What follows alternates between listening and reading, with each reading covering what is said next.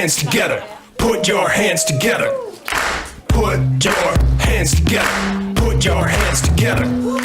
Put your What's up, everybody? Thanks for coming out to the UTV! Put your hands together. Put your hands together. Thanks for helping yourself. Put your hands together. For your host, Karen Esposito, and Mia Munchausen. Put your hands together. Hands together. Put your hands together.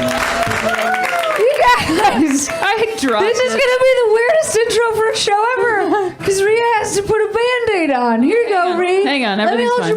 your mic. Guys, that's Rhea Butcher. Guys, that's Cameron Esposito. Thank you. And that's Ryan in the booth, and Hannah over there somewhere, our other producer, and Megan, who takes photos, and a whole wonderful lineup of people in the back. Also, I don't know, Jimmy, I haven't seen you. Are you up there running lights and sound? No, it's Eileen. Oh, hello, Eileen. Let's hear it. Come on, it's Eileen. Jesus. How is your paw? It's good now. I got a big old Band-Aid on my pinky. That was great of Hannah to get that for Yeah, you that so was that you super didn't nice. bleed all over Yeah, wouldn't want to bleed all over. me or, the stage or whatever, Yeah. like your jacket or my jacket or anybody's jackets or whatever. Don't want to bleed on a jacket. Can't bleed on a jacket, you guys. It's so... Now we know. Now we know what it's like. 4 days in. And literally a hellmouth, as predicted. Yep.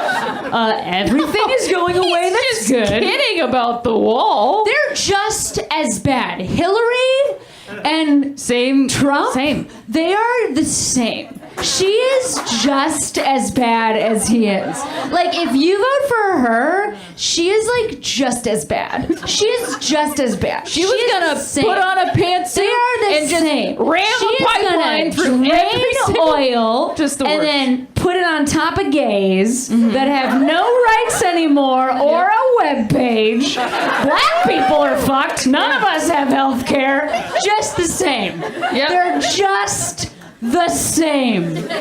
Just exactly the same. I'm furious at protest voting, I have to tell you. I'm sure there's even people who did it here. Name yourselves! Don't let it get to you. I'm Just so kidding. I'm so I don't know. We went to the march in DC. Yeah. Yeah. We went to the march in DC. I'm sure a lot of you guys marched here. I'm sure that's also something. Actually, our audience, that seems a little low. Little light. What the fuck were you It doing? was a Saturday. 750. If you work retail, you are people, and that's excused. not every single one. That's true. That's true. Retail is excused. Servers also excused. If you got booked on something, you're excused. Got booked on that Saturday afternoon. If you got a Saturday pilot, you're totally excused. If you had to go in for a couple voiceover spots, excused. Okay, that one counts. Yeah. No, yeah. So we went to DC, and well, first of all, we were there the day we flew in 2 days. We flew in on Thursday. So we Wednesday. Were, what? No, because the march was on Saturday.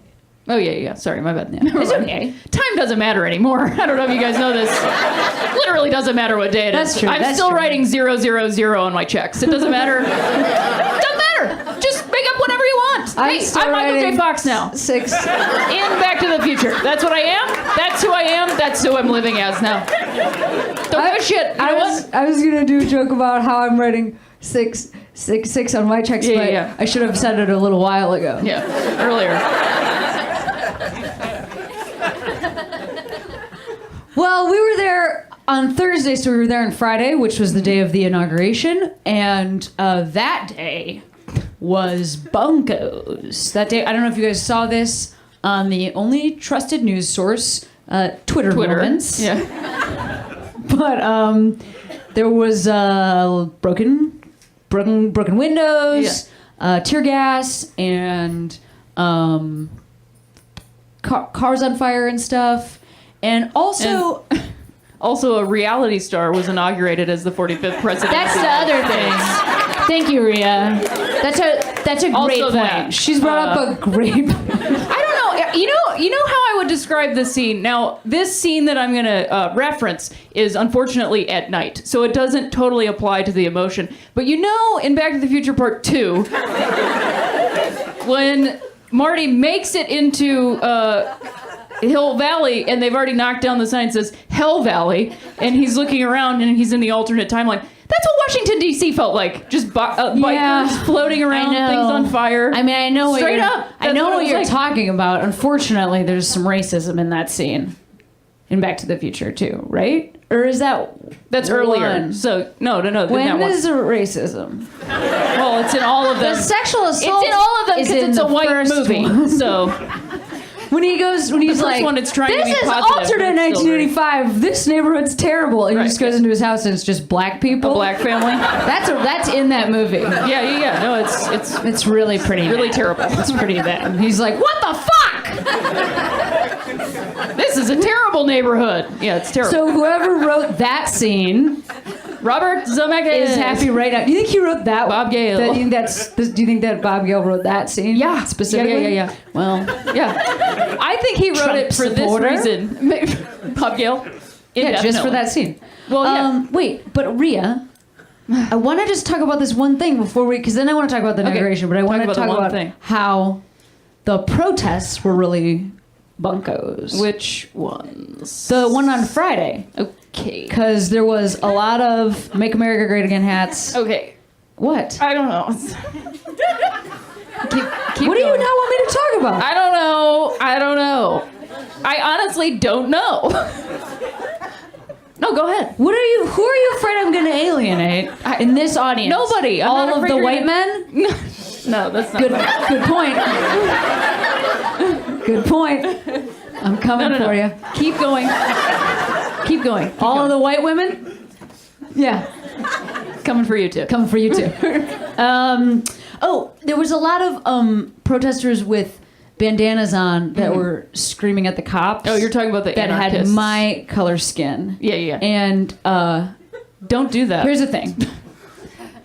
We need some ground rules for how to behave over the next... Whenever this ends, and I don't mean the presidency, I mean the planet. We need some ground rules. Here's a ground rule that I think is true. Young white men, don't put a mask on and run at the police screaming at them, because you are probably not the person who is going to feel the retribution from that. One person may have clapped, or they just moved their hands. It's totally true. I think they though. went like this. It's totally true. I really do. I really think like, yeah. No, it it's was actually some true because young that's white also... dude anarchists that were like, fuck everything and capitalism and everything. And you guys, no, like that's not what's gonna, no. I feel like some parts of the left are scary in the way that some parts of the right are scary, because here's the thing. You can't, do you realize if you burn it all to the ground that we live in there?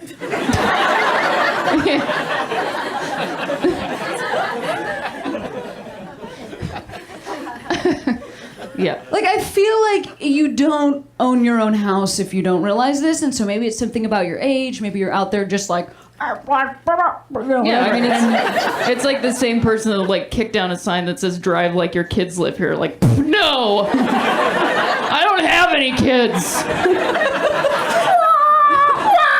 isn't even my car. Can I ask you a question? Did they get out of the car to kick it down? Well, like they're walking, and then I did like just kind of a time jump to then later when they're driving. I wasn't sure if they just left like it. earlier they were walking, You know they were what, mad though? they didn't have their dad's it would make car. sense if they did that stupid fucking thing that people do in LA that I've never seen in another country. In another Countries? Well, pretty much. That I've never seen in another city where people just park. People just double park even though there's Spots. spots. Or even like just a drive. They're just gonna be there for 10 seconds. So you could just pull in front of a driveway. Nope. They double park. They double park, and then somebody will double park on the other side. And it's just 4 cars across. But then every other spot is open. It's just 4 cars. Yeah. At an open street. That's what I said. Yes, yeah. I'm just restating it. It was a long weekend. It was funny to me that you thought you were saying a new thing, but it was what I said. New thing. You were recapping for the AV Club or whatever. Okay, so then Michael Moore was speaking. We went to see that, and he said, and I tuned out when he was like, and they're gonna come for LGBT rights. Well, I don't even want to say those letters. we're all LGBT. That's what he said. Nope. Actually, we're not. No. Some of us are. Some of us aren't. We all live together. We should Spectrum, appreciate but I each just other. feel like they're coming for some of us more than others. Anyway,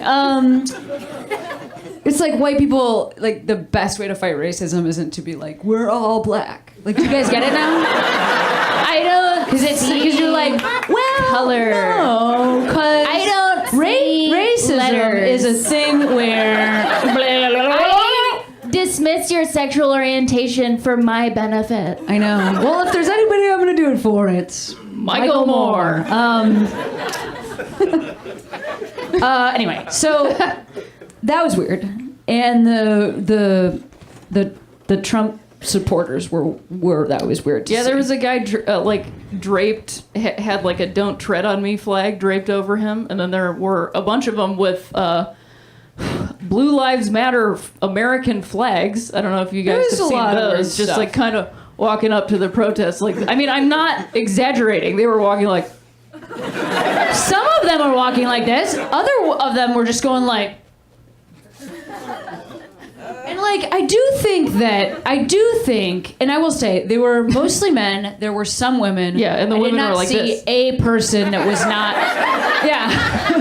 I did not see a person that was not white that was wearing Trump paraphernalia. Not a single. I did not see a single person. So I will say, these are white people who are like, we are so proud. Now we are finally in charge. And how is it that you have arrived at the conclusion that up until this point you have not been in charge?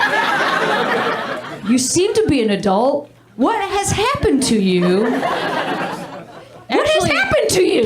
Can I? A lot of the people, like people that were journalists that were talking to Trump supporters that came for the inauguration, were finding out, like, most of them, they were talking to people, just finding stuff out from them. It was like 90% white people, and a majority of them had never visited DC before in their lives, and they're like in their 50s or 60s, and that's not like a judgment. And what I would say is the reason they feel that way is because they live in a white bubble, and they only live with white people who go like, shit's bad all the time, and then that's all they think about how terrible everything is, and then it somehow affects them, and then we all have to live in their terrible world now. Yeah, their terrible white supremacy bubble. Well, I don't know. I mean, so I will say. Have you ever seen a bubble with a cone on the top of it? I've never seen one before in my life. I didn't think it was scientifically possible, but we don't have science anymore. So there's a lot of sadness. Make yourself a Klansman bubble. There's a lot of sadness too, because like somebody tweeted at me a picture. It was 3 different pictures of Barack Obama smiling that they had made like a little meme, and it said like. What did it say? Like, this gay fairy can't protect us or whatever. And literally, so I just want to say, he was smiling. First of all, they tweeted this at me, and I was like,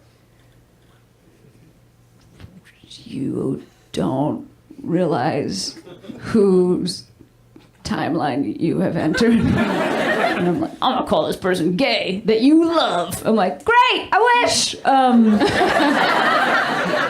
Yeah. I want them both to be gay. I want Brock to be gay. I want Michelle to be gay. See? I mean, I'm fine with them the way they are, but if you're like, do you want them to be gay? Yes. But it was just so sad to me that somebody thought they saw a smiling man, and they were like, this person is gay, and gay is bad. Like, that is roll We need to talk about this for a long time with young people in schools and show them those pictures and say, this is happiness. It's just, he's a black person, but this is what happiness looks like. You're confused. So you want to talk about the march at all? I do. Okay. What do you think of it? I mean, somebody asked me like backstage, "How's the march?" And I was like, I'm in the same zone. I'm in the same zone, Riri. Yeah, but it's the like emotional ride of the. I think I learned a lot. That's what I'll say. We should have been there a long time ago. We're late. Yeah, we're super late. We're late. We're late. We're really late. I think it was very cool. I'm really glad it happened. I'm happy I was a part of it. Everybody was very kind, like the people that we met. And even on the day of the inauguration, like servers were giving us free food and stuff because they were like, I can't march tomorrow. Here's a Pop-Tart. Go out there and do me proud. That happened. It was really a Pop-Tart. And I mean, I only saw like 2 Trump supporters and they were like trudging along like with it, like they were gonna interrupt it or whatever. And well, one of them was a teenager, and he was wearing a sweatshirt that said, all rifles matter, which is a pretty awful thing that exists in the world. And I get why he's saying that, because we've been killing guns. I know, we've been indiscriminately. And but they it got really needs to change. like 30 feet close to like where just a bunch of women were, and then they're like, nope. So, I mean, so this is the thing that I've learned from the march.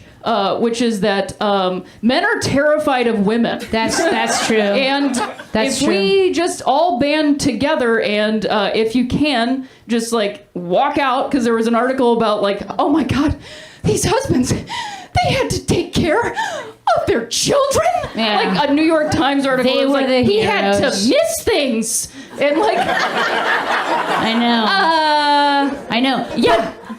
But, what was I just gonna say? Oh, right, yes, no, men are very scared of women, and I think that this last election actually really proved that, because it is very telling to me to hear, like, because I did hear liberals screaming, lock her up, and then now I am hearing liberals saying, free Melania, and so, if you believe that Hillary Clinton is a bad person, and if you believe that Melania Trump is a bad person,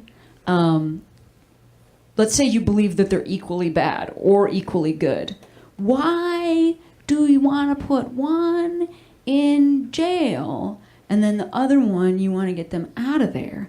And I wonder if it's because one of them is a silent model. So maybe we need to think about the way we treat women, because one of them is a model, and so you're like, she needs my help. Where were you? Where were you when they came for her emails?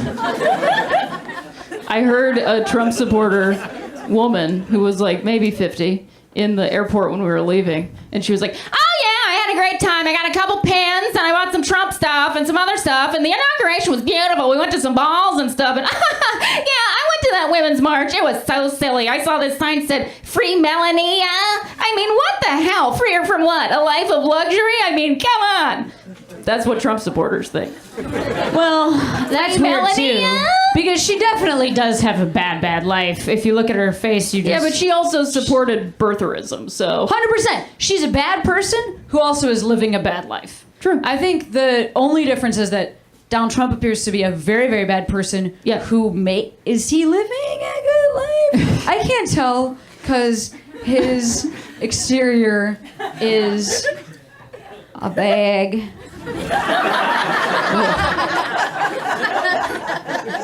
Ugh. You can't make fun of somebody's appearance unless their appearance completely reflects how evil they are. Also, I think you can maybe judge his his appearance, given that he's like the owner of the Miss Universe competition. I mean, maybe that's fair, but I also think like the faces that he makes on his face. You guys know how he has a face, and it's the face of the president, and then he just goes like, yeah, I can do one of them. I can do one of them.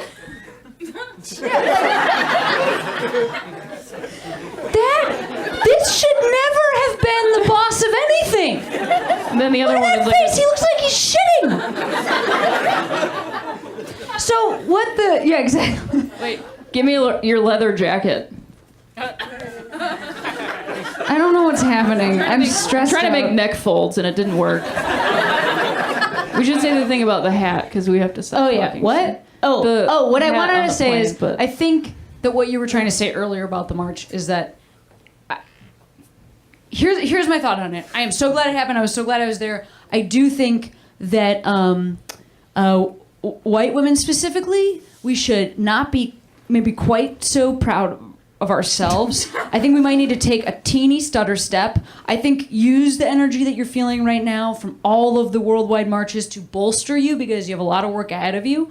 But we are joining late, and 53% of us did this. And so I was struck by the indigenous women from Standing Rock that we saw marching, and the Muslim women that we saw marching in hijab, and the black women who were wearing Black Lives Matter t-shirts that look like they maybe had worn them to other protests in the past. Like, these are women also, we are joining. Like, they are not joining us. We are joining them. We are late. Other people have been doing the work. Do it now, join it, but like, please, while you're doing that, I think a little bit of respect and gratitude to the people that are letting us march with them after we have fucking ignored them and allowed terrible things to happen to them.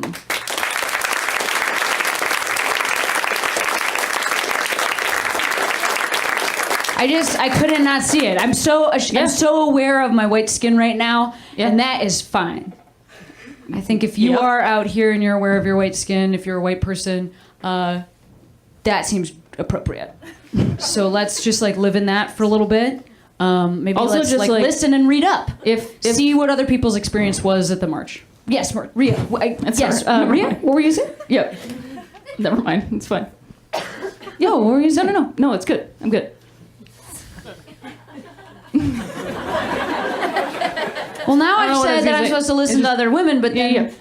I know, but I'm a white woman, so it doesn't matter. But you have a very butch haircut? Doesn't matter. Gay and a woman doesn't erase that I'm white. Keep that in mind. That's White true. gay women doesn't erase it. That's true. Everybody's That's like, true. what? I know, we're saying a I lot didn't of... do nothing.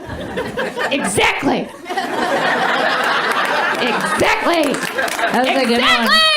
That was a good one. That was a good one, Ria. Good one. Thanks. Also, I just want to add this final thing before we bring out our first comic. No, Ria. Don't fall down. Just one time. One time. It's fine. Well, we also aren't the first people who are doing feminism, right? And I think the idea of intersectional feminism seems like it's really new. And we talk a lot about white feminism, but I would just say, if you are feminist, and you should be, because otherwise, why are you here? And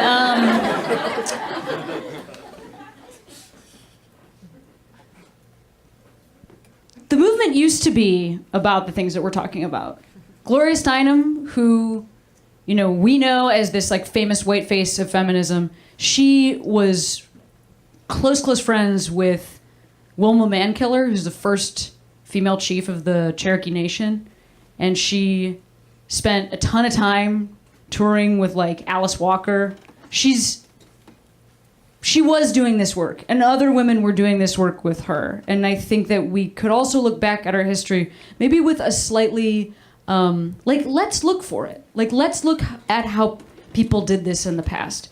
Because I think especially white women, that was amazing that we all showed up. And I know there were other women there But there were so many white women there. And so we should, I think, look for as many resources as possible to figure out how to do this and how to really create change and come together. So there are people that have done this in the past, and you can also go on Twitter and read perspectives from other women that are not like white cis women or white straight women or whatever, or just white women. And I think the great news is there's a lot of ability to educate ourselves, right? So you don't have to even ask questions. You don't have to go up to black people and ask them to explain it to you. You can just put yourself into the knowledge. And so I think that's the next goal. Agreed? Will we all do it? Great.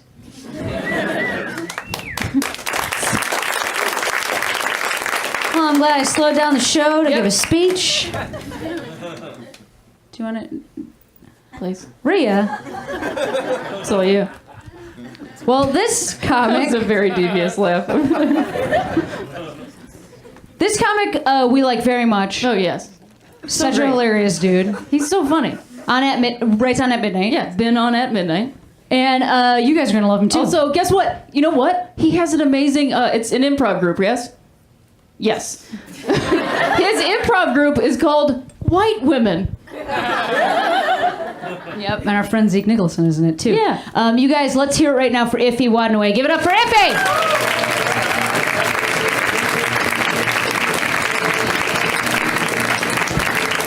Oh man, we got a woke audience tonight. I heard them laugh, so I was judging you behind the stage. I was like, they better laugh at this woke shit.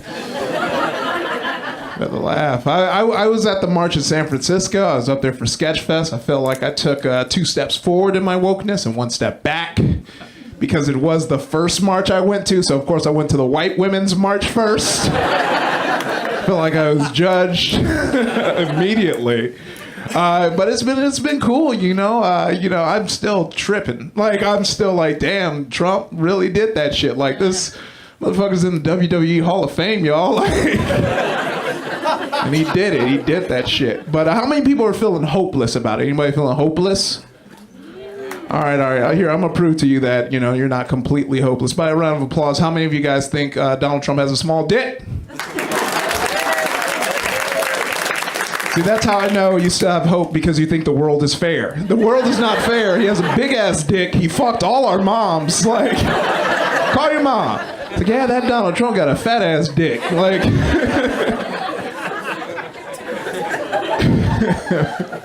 And I remember when he got elected, like people were like, we gotta be in the resistance. We gotta join the resistance. I watch dystopian movies a lot, and I figured out my position is not going to be in a resistance. I'm going to be that brother at the end who was working for the dark side, but I'm like, come in, y'all, I'm going to save you. And that's where I'm going to redeem myself, because the resistance get blown into about 25% in the 3rd act. Choose wisely, everyone. Choose wisely. But last year wasn't all bad for me. I had a daughter. I'm a dad now. Yeah. All right, don't clap too much. I'm still trying to decide if I'm sticking around or not, I can go out for cigarettes tomorrow and never come back and be gone, Just joking, though. I don't smoke cigarettes. Probably be like protein shake or something. Daddy's got to get some muscle milk. At least that'd give her a cool story. Like, my dad went out for muscle milk. But it's crazy because, once again, 2 steps forward, 1 step back in my wokeness. My wife is white. I don't know why I said it with that inflection, but because of this, we had a baby, and the baby is white as hell. This is a white baby. I can't be walking around with a white baby in Trump's America, Can't be doing that. They're going to be coming up with new stereotypes, like niggas eat babies now. And now I'm walking around Whole Foods with this delicious ass baby, buying paprika. That's just one of the spices I can't get. Can't pronounce it. But yeah, she's like white as hell, and I got a buffer because my mom hit me with a bomb, right when my wife was like about 8 months pregnant. She was like, oh, by the way, baby might come out white. Your granddad was half white. I was like, oh, cool. Like, real late. I could have been cashing on that 25% of privilege. I want to be like, I am a white man when I'm getting pulled over,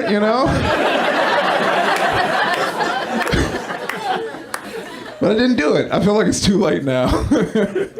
But yeah, no, it's crazy, like being a dad, because now it's like, all right, I got responsibilities. And I feel like, these responsibilities, I'm trying to be more woke. I'm feeling like seeing, Donald Trump come to power. I'm like, I got to be more woke. I got to be out there. I got to be active. And it's just hard for me. But it was a dream. Like growing up, I always wanted to be like a civil rights leader, growing up as a black man in America, because, we had these huge heroes in our life, Martin Luther King, I have a dream. Malcolm X, by any means necessary. Frederick Douglass, good hair, So I finally have the opportunity, but I feel like I can't be doing my think pieces anymore, because I write these long ass Facebook statuses, and then you see I put way more work into my Facebook status about how Digimon is better than Pokemon if you compare the animes and not the video games. And you're like, this dude ain't woke. He ain't woke. Also, I feel like I'm just not the right ambassador, because in a weird way, people still being racist is funny to me. It's like someone with a beeper. You're like, you're still on that, I don't react to the N-word the way I feel I should. Last time someone called me the N-word, I laughed in his face. And, he looked at me, he was like, hey, you neighbor, and for those purposes of the joke, I'm saying neighbor, and he said neighbor, not neighbor, and I just laughed at his face, and he just was like, what? And he left. So I feel like he's like, I guess it's cool to call black people the N-word now, because he's just A-okay with it. I try not to dwell on that too much. I'm just trying to move on my life. I'm a big goofy dude, big juicy. I'm a juicy ass dude. How I would describe myself is juicy yet kind of fit. I feel like the current weight state that I am in is I do have to watch the way I stand for photos. If I take that's where I am with my weight. I have to watch how I stand because I've from right here, if you took a photo of me, great, I'm looking good, looking slim. But right here, it's damn, and I know it now, and people keep taking pictures of me from this angle. So, can you take that down, please? Because last year I kind of gave up. I usually work out a lot, but then I figured out that if you could just buy bigger clothes and and it balances out. It's did you lose weight? No, I'm wearing double XL now. Fashion. Really into fashion, really trying to take that on, try and be more like my Lord and Savior Kanye West, which was rough for me. That's what told me a lot about myself. That's when I got pissed off at Donald Trump. When Kanye West went to Trump Tower, I was like, oh no. Also because I'm the biggest Kanye shit talker. If you talk shit about Kanye, I'm in your status. I don't even know you, but I'm gonna be in your status. And so everyone had their Trump card. Oh shit, that's a good ass pun. Everyone had it, and so my phone was blowing up. I didn't even get to see it yet. There's a friend of mine, Ben Bazune. He's a J. Cole fan. That nigga's trash. I don't care. I'm gonna just say it right now. Fuck J. Cole.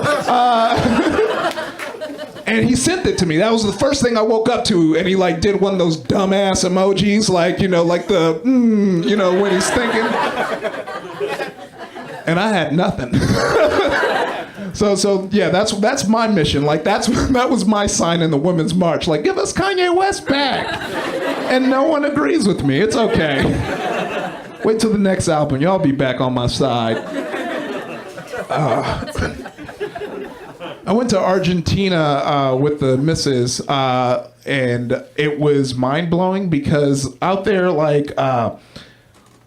here's the thing. It's when I go to another country, I just assume they've never seen black people before. So I want to stunt on people. I want to be yeah, we out here. Hand me a basketball. I'm a fucking dunk that shit.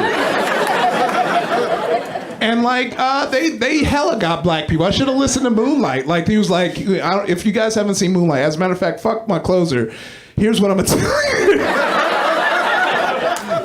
Go see Moonlight. It's an amazing movie. Thank you very much.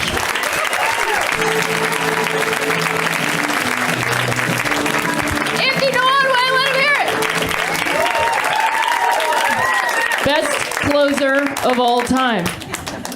And if you're like, I don't understand, why are people so mad at La La Land? What did La La Land do? You are the whitest person on the planet. It's a good movie. No. It's just no. It's just no. No.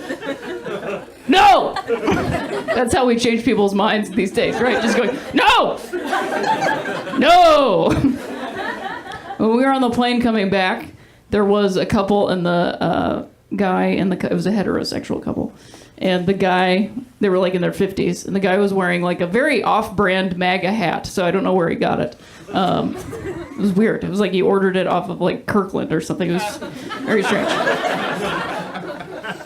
And so like when we were getting off the flight, and there were a bunch of women on the flight, and one of them was wearing her pink hat the whole time. And when we were leaving, he was like, we're in hostile territory. From one pink hat. So just imagine what we could do if we, I don't know, talked to each other. We were just like, no, that's not okay. Pink hat. Anyway, do you guys want to keep this show rolling? Awesome. This next comic, she actually was starting comedy like right when I was like getting ready to move to Los Angeles, and she took over the awesome open mic that Cameron started that we met at. And she's a hilarious comic, and she's killing it. Please welcome Sonia Denny.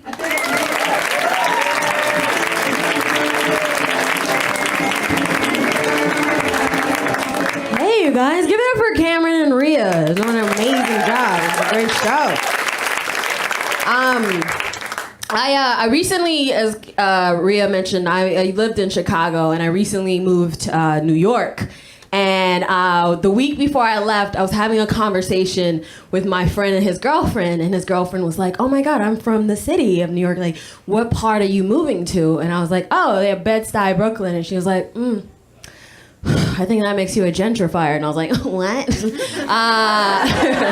And she was like, my grandmother grew up in Bedford-Stuyvesant, Brooklyn, and she was priced out by people like you. And I was like, time out, girl. I can't be a gentrifier. I'm black. Come on. You think they're building a Jamba Juice because we're in town? Get out of here. Come on. It's right.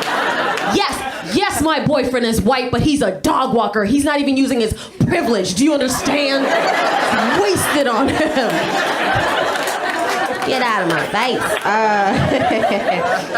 No, because like, and I know my neighborhood is like, if we are gentrifiers though, like he and I, we're like level 1 or 2. You know what I mean? Like, and like a scotch of gentrification. You know what I mean? Like an amuse-bouche gentrification for anyone who's a Top Chef fan. Like we live with 5 people. Like, come on. But my neighborhood is definitely in the early stages of gentrification. I know that because the graffiti is like authentic. I mean, like it was not commissioned at all. No one wants it, but it still pops up. Also, my roommates, at least the ones who are white, will have sometimes like weird customer service experiences when we go out. Like, for example, I was in the grocery store one day and I'm talking to the cashier, and like while I'm cashing out, we're talking about like our favorite brands of cocoa butter and episodes of Martin, like black shit. And she sees my boyfriend walk up, and I sense her tensing up because he's white, and I wanted to turn to her and be like, girl, him? No, he believes Black Lives Matter, girl. He's never asked to touch someone's hair. Come on. But I didn't say any of that. Instead, I was just like, who is this white devil? I'm not proud of that.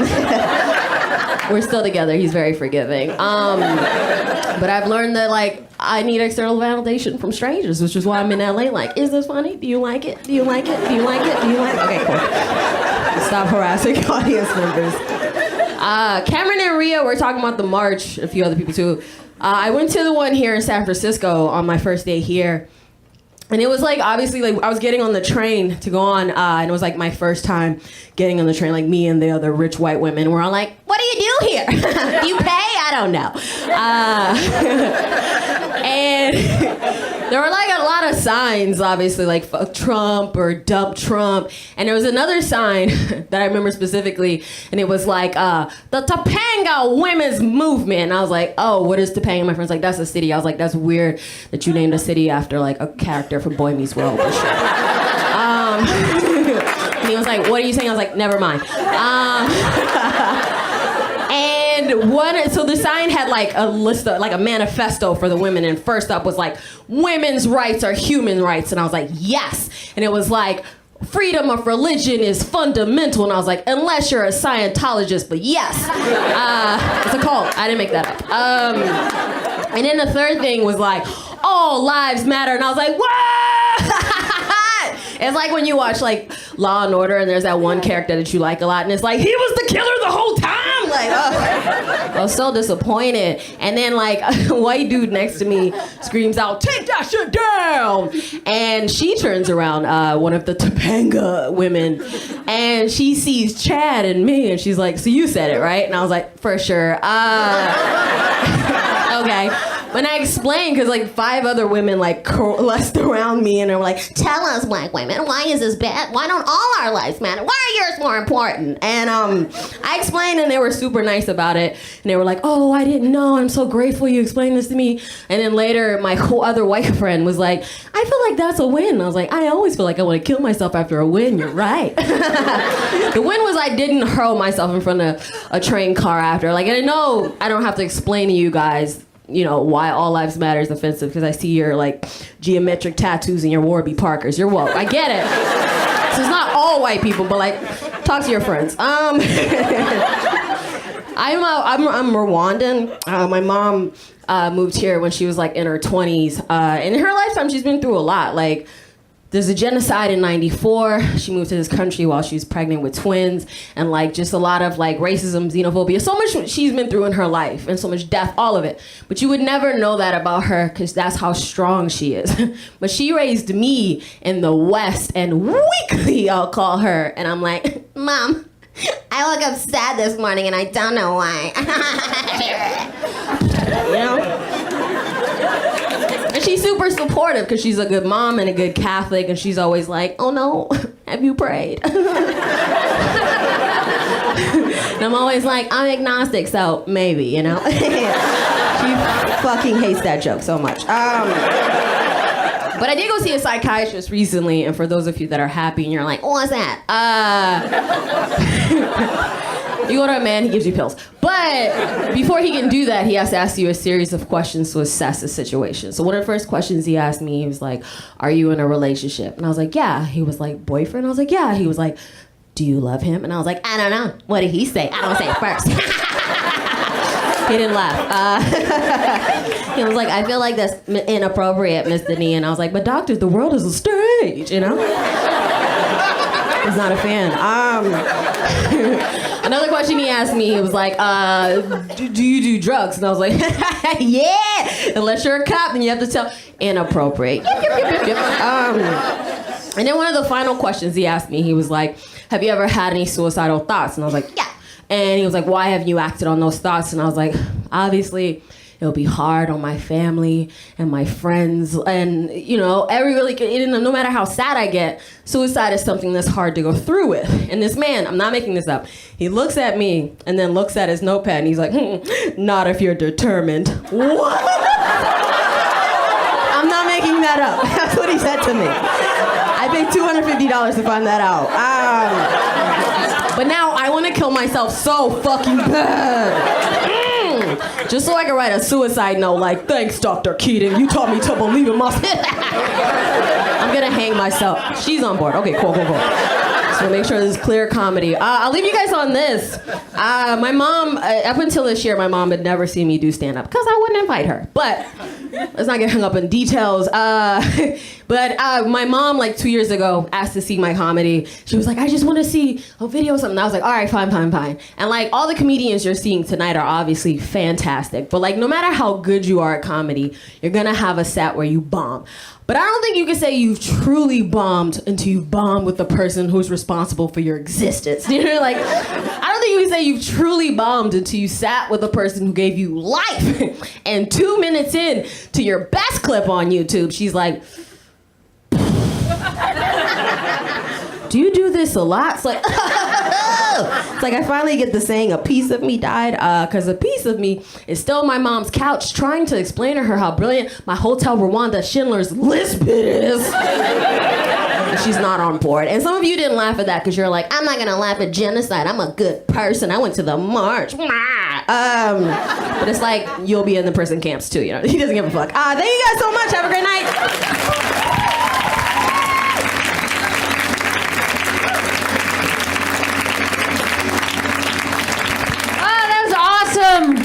Yes, one more time for Sonia. You know, one more time.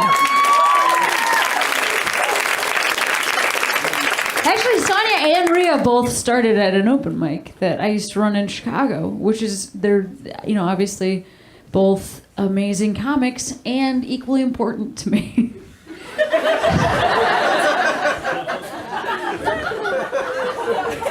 This is really great to have you on this show. It's really fun. Thank you.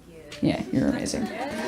Oh, that's fun. I don't know, because when you see somebody when they're a baby comic and then they grow up and it's this whole thing. You know, you were talking about your mom seeing you do a YouTube clip. Yeah. The first time, okay, so when I first started doing, I had been doing improv for a bunch of years, and then I would have a day job as well, because you kind of can't make a lot of money doing improv, which I say knowing you all take classes here. You can pay a lot of money doing improv. But anyway, so I always had a day job, and then I went to grad school at the University of Chicago, which is a great grad school, very, like a top tier school. And I studied social work there, which is a ridiculous thing to do because you don't make any money as a social worker, and you can really just get a degree anywhere, and it's absurd to go to like a very expensive top of the line school. You don't need to. But my parents were very proud that I was going to the University of Chicago for social work, and then I dropped out to do stand-up full time, and I was like, trust me, you guys. It was the same week that I dropped out, and I was like, trust me, you guys. Like, I'm doing this new thing. It's like definitely my path. Improv was cool, but like, for real, this is what I want to do. And I took them to a show, and I was standing with them, and also standing with us was the parents of the dude who went up before me. And it turns out that my dad and this guy's dad had grown up in like adjacent streets in like this tough Italian neighborhood in Chicago. And so they were like chumming around, oh, our kids do this thing now, and we're from the same neighborhood, Italian meatball sub. That's not true. Italian beef sandwich is a more regional reference. Anyway. So I was standing in the middle, and my parents were on one side, and this other comic's parents were on the other side of me. And he went and did his set. And this is somebody I still know. I had never seen them perform before. So I didn't know that at the time, their entire set was about, it was a dude comics whose whole set was about shitting in his girlfriend's mouth.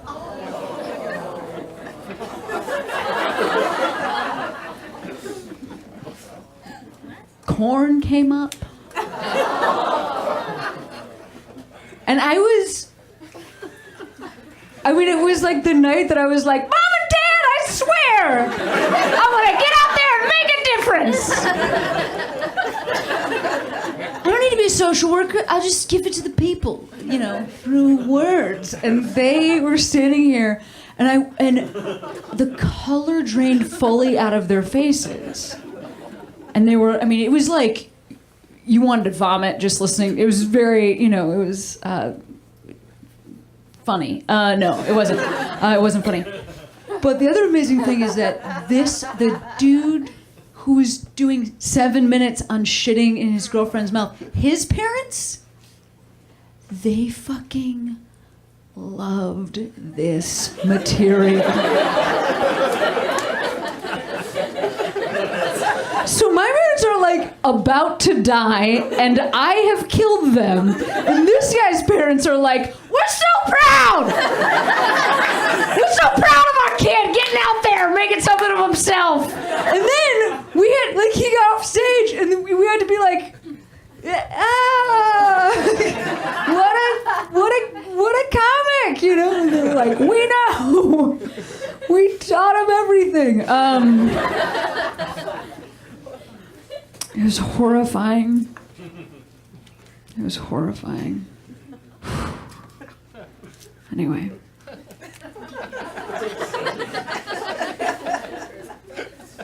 I still talk to my mom about it. She remembers it too. The corn. Do you remember how it got like into corn? My mom's like, yeah. Are you kidding me? Anyway, they do come. They see me do stand up a lot. It's fine. It's gotten better. My dad used to call me with notes the morning after. And I told him he couldn't come for 1 year because he was not allowed to give me notes. He literally would call at 8 a.m. Hey! He's like on his way to work. Hey! I don't think you need to curse.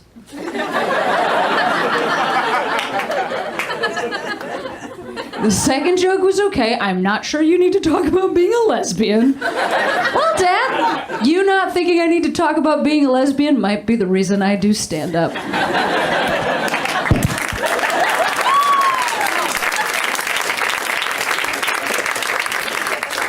Anyway, should we keep the show rolling? I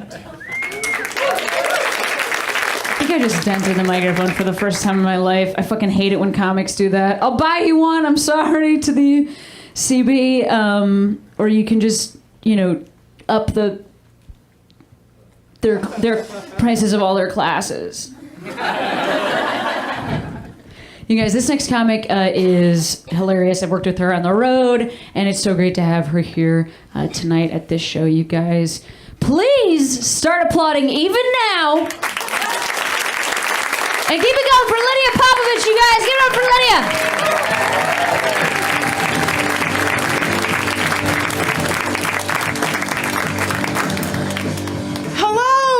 Hello, friends. Oh, I'm so happy to be here.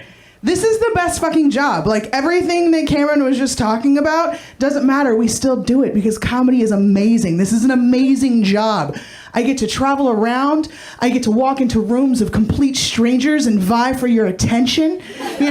Like, everyone in here, it's your job just to shower me with affection. Do you know how rewarding and amazing that is?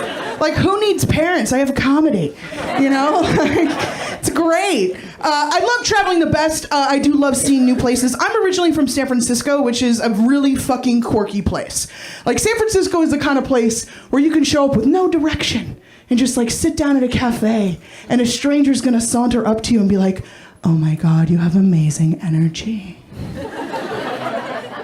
What are you doing here? And they'll be like, oh, I don't know yet. I'm just trying to find myself. And they're like, oh, that's why I'm here.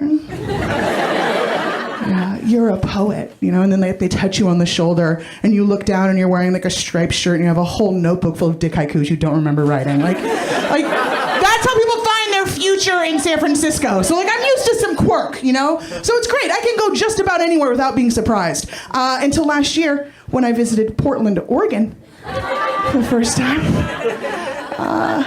If you've not been to Portland, Oregon, maybe you've seen the documentary Portlandia. Yes, I said documentary because that shit is real. Portland is fucking weird, you guys. Like, beards are made of plaid. Like, everyone just smokes weed everywhere. Like, all things come in a no plastic. No, it's just like a canvas bag, a glass jar. You're suspected to bring all your own hardware. Like, you didn't bring a spoon? We don't have that. No. You just tilt the gourd into your face. Like, that's.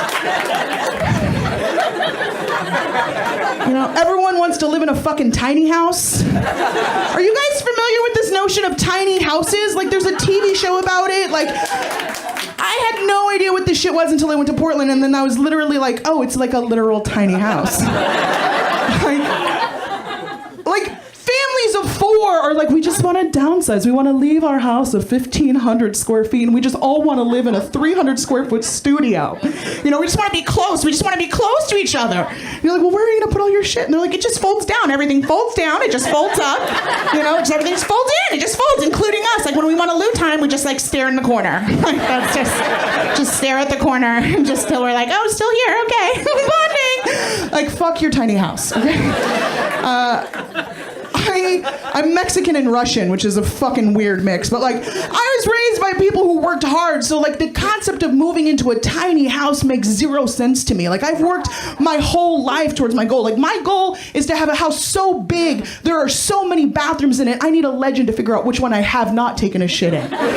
You know, like, I want to wake up in the morning and like, today, I'm gonna explore the West Wing. You know, like that's, so fuck your tiny house. I don't know. Anyway, back to Portland. I did a comedy show in a bike shop because everything happens in a bike shop. There was literal bikes being worked on at night as I told jokes. It was amazing. I was like, where do you need to, that's right, you don't have cars. Did my set, it was great. After my set, a gentleman walked towards me and he's talking to me and he's chatting me up and I quickly realized this guy is hitting on me. And I was shocked.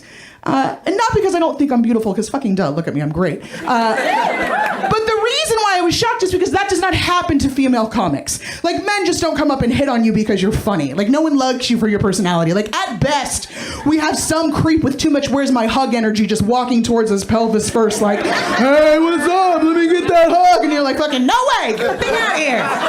You know? That's like the best. That's the best that's gonna happen.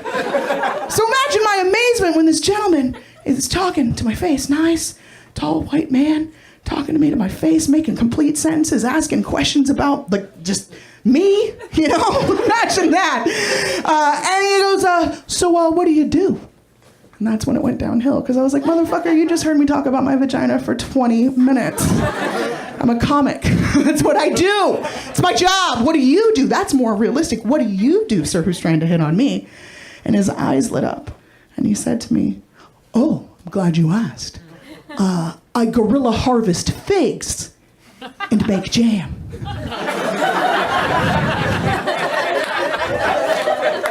Yep.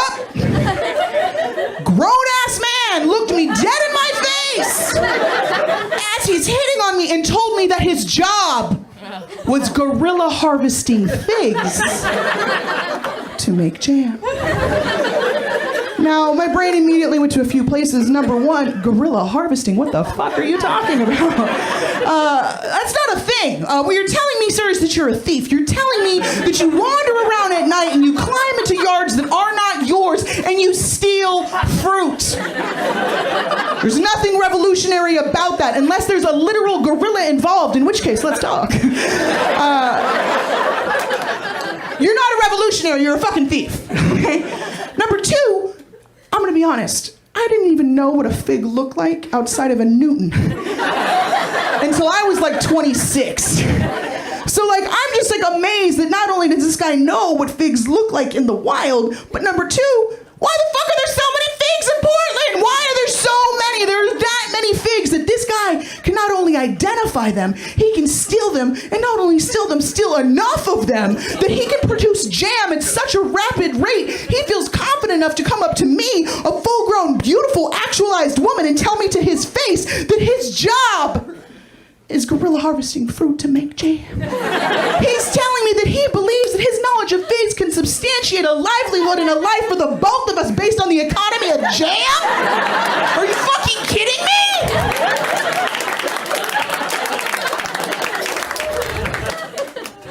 Sorry, sir, but I don't believe. Which ultimately led me to third place, which is ladies. Feminism is working. You know, men are finally feeling vulnerable enough to tell us that they make jam for a living, you know? Which is okay, but like, I just want the movement to slow down, because if that's where we're getting, I don't want it. I don't want it. Like, I don't want rape culture. Absolutely not. But I don't want fucking jam, okay?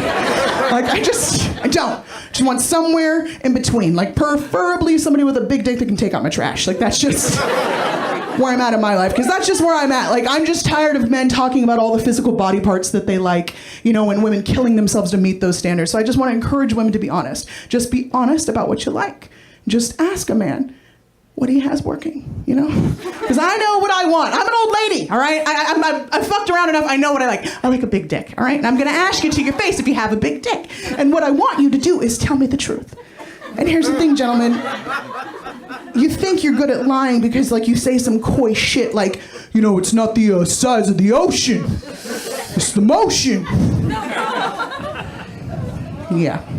Here's the thing. They call it an ocean for a reason. It's the deep, vast, wide, majestic motherfucking ocean. Like, if you showed up to Cabo San Lucas and there was a pond, you'd be disappointed, right? So, like, just be real, you know what I mean? Because at the end of the day, I just want someone, like I said, just to give me the business and take out my trash, you know? I want someone to fuck me like it's their job, you know? I want someone to fuck me so I don't forget my name and shit. I want to start speaking languages I don't know, like Chinese, just like, ni hao ma, shi shi, hello!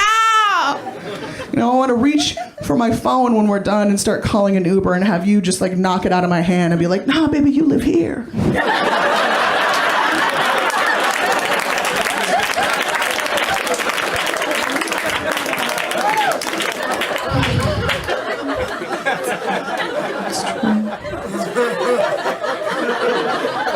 I can't help it, you guys. I'm a romantic. My name's Lydia Popovich. Thank you so much.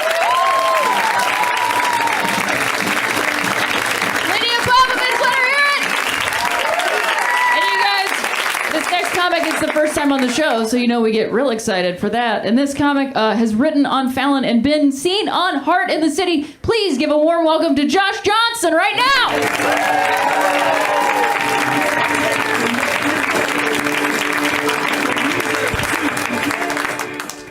Thanks. I watch a lot of trash TV. That's something that I do too much. And a lot of 16 and pregnant, a lot of teen mom. And I've realized we never talk about teen dads.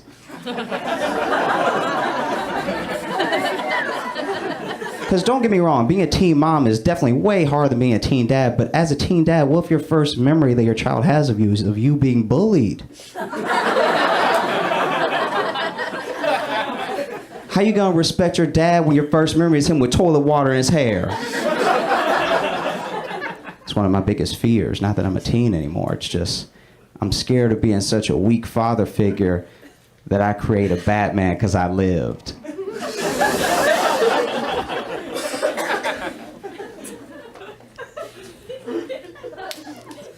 It's like one of my main goals to diminish my ego. I feel like ego's the root of all problems, you know? Every phobia, every war, every bad thing's been caused by ego. I just don't want it anymore, but I struggle with it. Like for example, I'll pose this question to you. If someone broke up with you, would you want them, the next person that they date, to be better than you or worse than you? Because I've had both, and they're both terrible.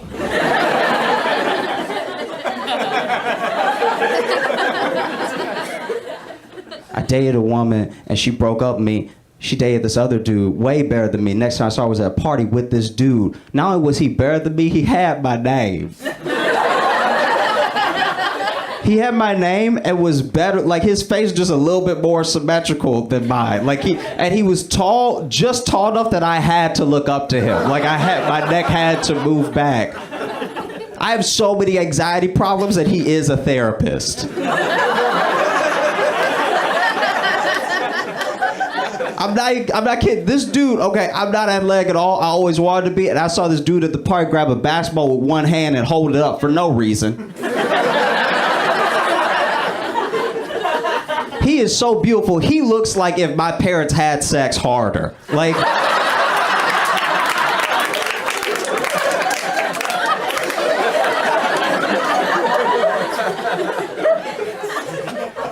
Then I had the opposite happen. I dated a woman, she broke with me. Next dude she dated didn't have a back of the head.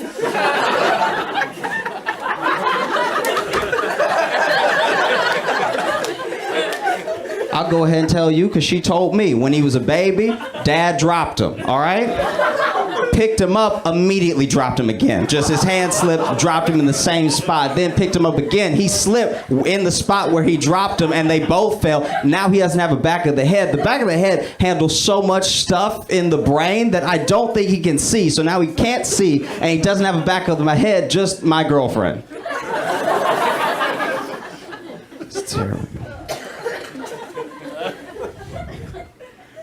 I had a member of my family, I had a cousin join a cult, which is like really scary, you know, and it's like you're scared they're gonna get brainwashed, you're not gonna be able to talk them out of it and everything. We were horrified.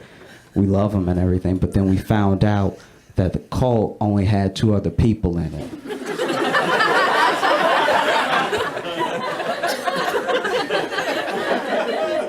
And one was the leader, so really, you just 2 dudes doing a guy favors. Like,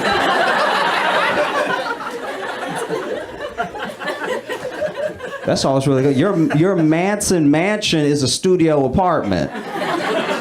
Comfortably. I had the fortune this year of already getting to make a 1%er laugh. He's a very, very, very rich man. I made him laugh. Well, just so you guys know, the 1%, they don't laugh like us. I made this dude laugh, and all he did was like, ha ha ha ha, money's great. That's all. That was the whole laugh. This is usually where I lose people, so stick with me. Does it bum anybody else out that the only thing that's ever made the world better is old people dying?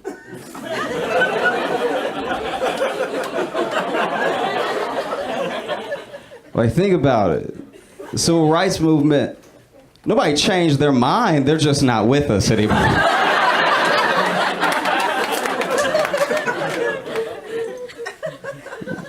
Which leads to another bummer realization that ageism is the only bigotry rooted in reality.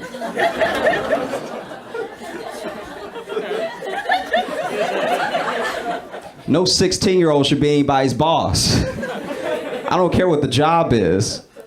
And it wasn't until long after my great-granddad stopped driving that he admitted he couldn't see for the last 2 years. So is it ageist to take away 90-year-old people's driver's license? Of course, but at 90, you have one of 2 things. You either know where you want to go or you can drive, not both.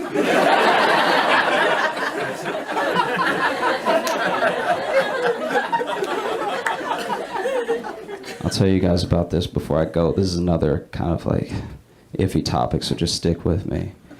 I've seen recently a lot of people on the internet calling other people on the internet or people in person calling people they know racist, right? But usually it's like a white person calling another white person racist for doing something. But I'll tell you right now, as a black dude who grew up in the South, I don't think you're racist until you've gone to your second Klan meeting.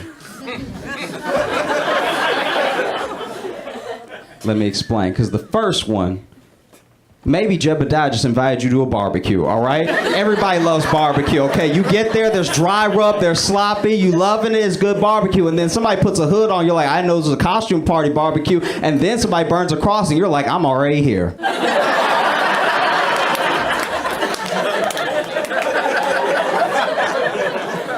I bring this up because it's happened to my friend Jordan. He accidentally went to a Klan rally.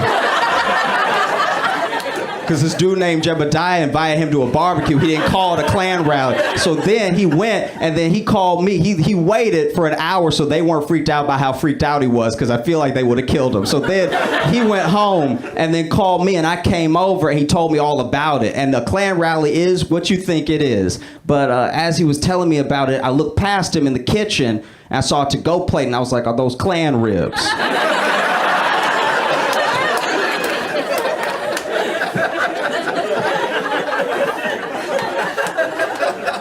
And he was like, yeah, and I was like, can I have some?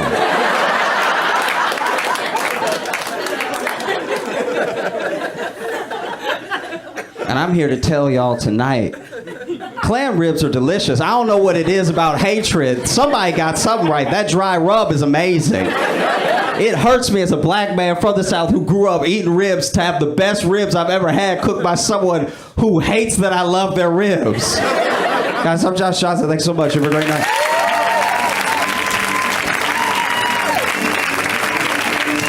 Give it up for Josh, you guys. Well, this has been a great show, and we got one final comic who is, well, he guys, he's just the best. He's a total comedy legend. It's so fucking fun when he's here. Let's hear it right now for my friend and yours, Mr. Andy Kindler. Give it up for Andy!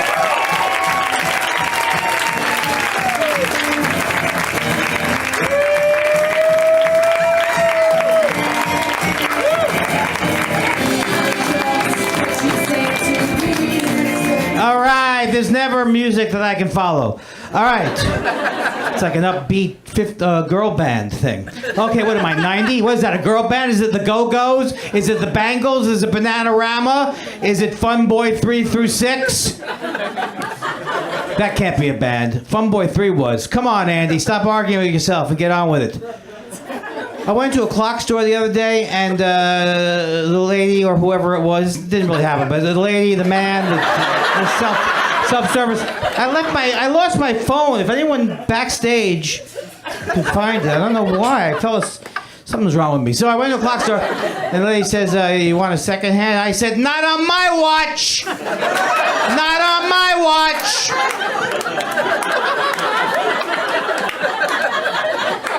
Do you want the date? Not on my watch! Yeah, I know I did it. Where'd you find that? It was like on the music stand. I don't know what's wrong with me. But the important thing is, all the great performers were concerned about where their phone was. Elvis used to futz around. Where's my... Elvis would insist that they brought his rotary phone out. That's their rotary phone. So what, Klan rallies are bad now? Oh, I'm the bad guy? Oh, that's wrong? Oh, going to a rally is wrong now? Do you think in Germany in 1932 they ever said things like, thank you, I never got a laugh just from saying Germany in 32? You think they ever said it in Germany in 32? When is it? You think Hitler's going to pivot? You think there's a chance that Hitler is going to pivot?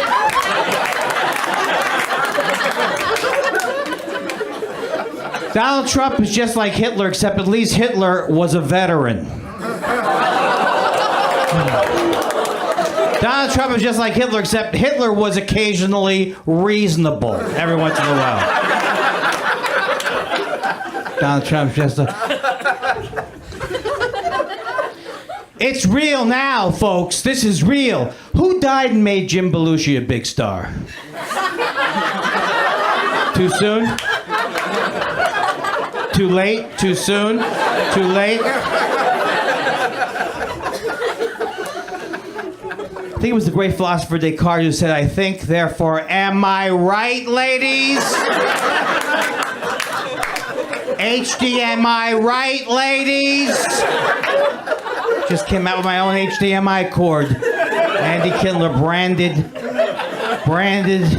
HDMI right. I could do jokes like, and then it continues. Oh, I'm the bad guy because I said the terrible thing? All right. How come Mike Huckabee has been to Auschwitz? Oh, I almost fell over. Only been doing comedy for 30 years. I don't have my sea legs. Walking the boards. How much cord do you need? What are we doing? Am I doing a Mick Jagger run down a ramp? Yes, I'm getting mad about nothing. What is this? I asked for, by the way, I copyrighted this mic hold. You ever see a comic use this? I get a little taste. Look at that. You can gesture, nothing gets in the way. Oh, look at that, huh? Solid underneath the all the flaps. All right, now look. I don't have flaps. Who? What? Where? Mike Huckabee's been to Auschwitz 6 times. Why 6 times? I mean, I could see you go to Auschwitz twice. You know, you don't get to see all the rides the first time. And, Well, all I'm doing there is taking the Holocaust and trivializing it for humor. All right.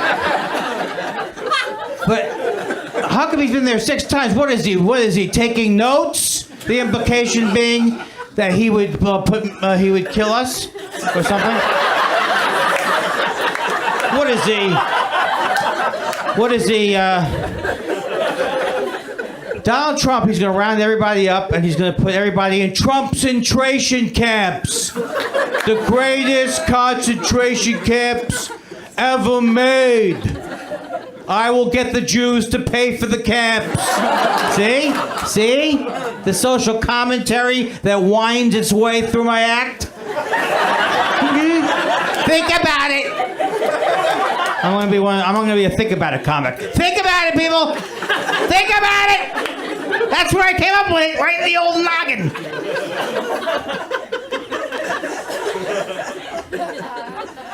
My dad was one of the first people who hated Trump. This is a totally true story. What's happening? Am I getting? Is there an Ashton Kutcher style prank going on behind me?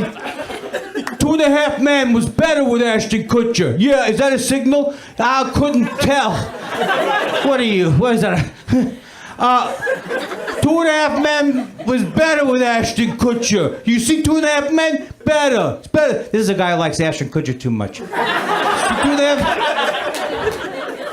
You see those prank shows Ashton Kutcher does? Hilarious.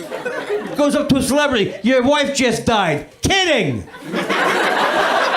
It's a joke. Your family was just burned in a fire. It's a joke. Kidding. It's a prank. You have cancer. You don't. You don't have cancer. Prank show. Did you see when Ashton Kutcher played Steve Apples in that movie? This is a guy who likes Ashton Kutcher too much and thinks the head of Apple was named Steve Apples. You see that? You see Steve Apples?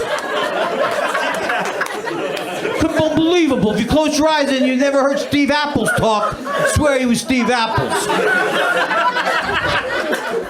There are 6 more Steve Jobs movies coming out next year. Steve Jobs, Medical Examiner. Was, not was. A terrible joke. Terrible joke in your own trouble. So my dad, oh, look at me. Oh, I'm switching it up for the last couple of minutes. My dad hated Donald Trump, and my dad was a plumbing and heating contractor, and Donald Trump was one of his clients, and Donald Trump never paid his bills. He's a conniving chiseler. Everything you hear about him is true, because my dad, I know it from my dad. And one year, as a joke, we got my dad for his birthday, Art of the Deal board game, because we knew he hated Trump, so we thought it'd be a hilarious prank. So he opens up and he goes, "What is this?" He says, "Art of the Deal board game, Dad." Why would you get me this? Because you hate Donald Trump. I got a board game. And he didn't laugh. We were like, "Oh, the old man is losing it." But then, like, a couple days later, like, of course. He says he hates Donald Trump. And we got him a Donald Trump board game. Luckily, thank God that my dad died 2 years ago and didn't have to see this horrible thing come true. That's the only good news about this whole thing. I'm sorry, my dad died too soon? That was my reaction. Too soon? People get uncomfortable about this material, but my dad, he would have wanted me to do weak material about his passing. Before he died, he took me aside and said, "Andy, when this is all over, I hope you turn into another one of your bits that goes nowhere." People grieve differently. I grieve by trying to turn it into a tight 5. A lot of comedy critics, they compare me to Joan Rivers. Not because of my comedy, they just predict that I will die during a routine procedure. Oh, I'm the bad guy? Thank you, everybody. I'm sorry I was fussing with the mic back in the stand at the end there. Hard to laugh. It's all I've known doing it 30 years. Very, very awkward. Thank you. Andy Kindler, you guys, let him hear it. Andy Kindler! Kindler. That was like the funniest thing I've ever seen.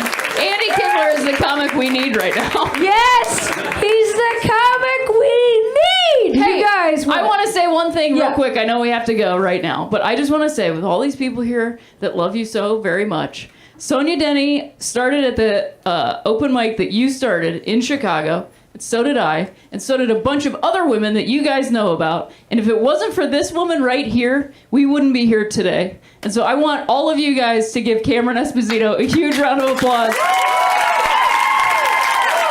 Because she made the stand-up scene in Chicago different. She made it different, and she made more people be able to do stand-up, and it has changed stand-up. She changed stand-up. And I love her for that. I know you want to go. We'll be back next week. Thanks, you guys. Have a good one. Put your hands together. Put your hands together. Put your hands together. Put your hands together. Put your hands together. Put your hands together. Put your hands together. Put your hands together. Get ready to laugh. Put your hands together. Put your hands together. Get ready to clap. Put your hands together. Put your hands together. Put your hands together.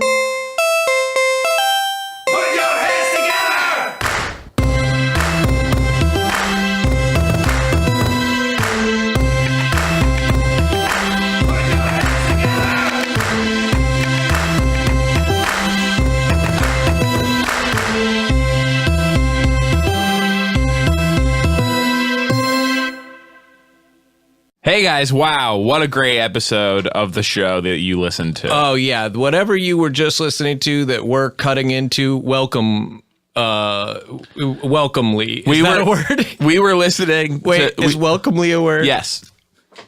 We were listening to the show as well with you.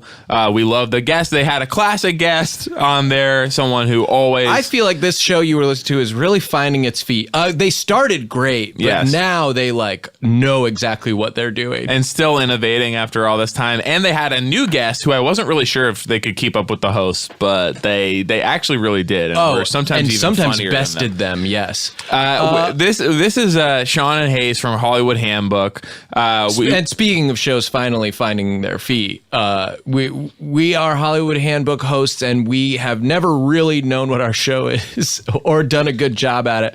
But after 6 years of phoning it in, we've decided that this month we're going to try really hard. And so we have big guests. We have Weird Al, and there's going to be 3 other people. Plus, Stitcher Premium subscribers can hear live episodes from our Boys Gone Bad tour every Friday starting March 8th. But we are only trying for 1 month, and then we will never do it again. Mm-hmm. And Hollywood Handbook is on Stitcher, Apple Podcasts, or wherever you get your podcasts. And Kevin made us do it.